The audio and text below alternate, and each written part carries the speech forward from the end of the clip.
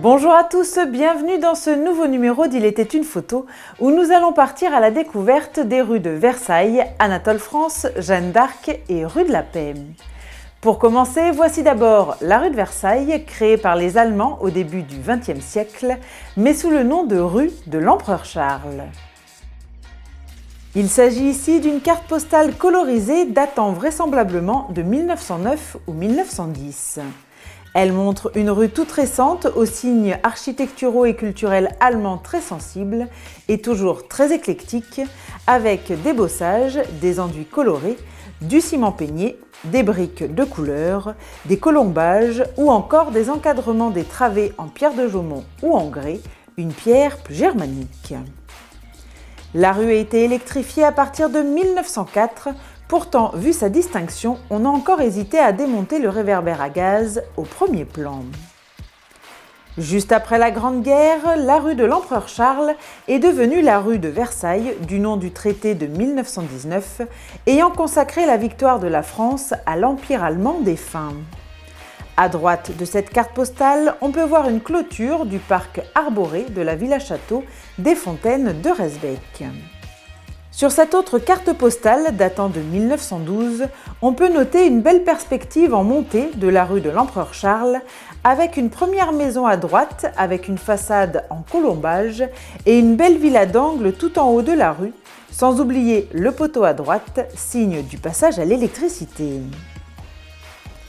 On continue avec cette carte postale qui signifie « Au rendez-vous des bons chasseurs ». Elle représente une magnifique villa bâtie en 1906-1907 au bel éclectisme architectural, mais dans le style néo-renaissance allemand, avec pignons chantournés, toiture à la mansarde et charmant oriel de mise en valeur de deux rues naissantes, aujourd'hui rue Massenet et Sœur Pierre Stanislas, lui-même rehaussé d'un toit à l'impériale.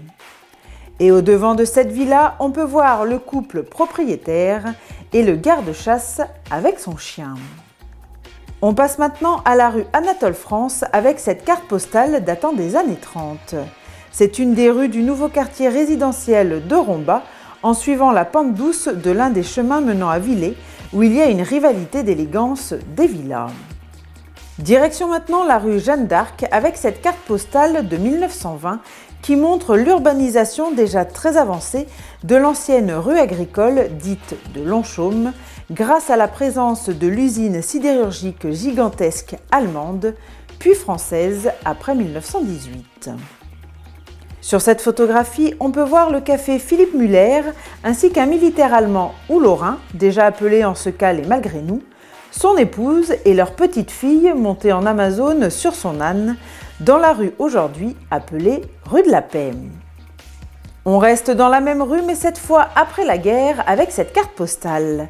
L'interminable Grande Guerre a finalement cessé et a permis le retour de l'Alsace-Lorraine et de Romba à la France, raison pour laquelle la rue du Sac a été rebaptisée rue de la Paix, tout comme l'ancien café Müller. On termine avec cette photographie toujours dans l'actuelle rue de la Paix datant du début du XXe siècle. Celle-ci est très intéressante car elle montre une boucherie aménagée dans une ancienne maison du XVIIIe siècle. Cette boucherie a deux vitrines dont l'une présente un écartelé de porc et divers quartiers de viande. Au devant, c'est le couple boucher propriétaire, le commis et la grand-mère à la fenêtre du rez-de-chaussée qui posent pour la photographie. Voilà, cette émission est terminée. Vous avez pu redécouvrir certaines rues de Romba grâce aux différentes cartes postales et photos toujours aussi intéressantes. La semaine prochaine, on vous emmène cette fois au temple de Romba. Alors, ne ratez pas ce nouveau numéro d'Il était une photo qui vous replongera encore une fois dans l'histoire de votre ville.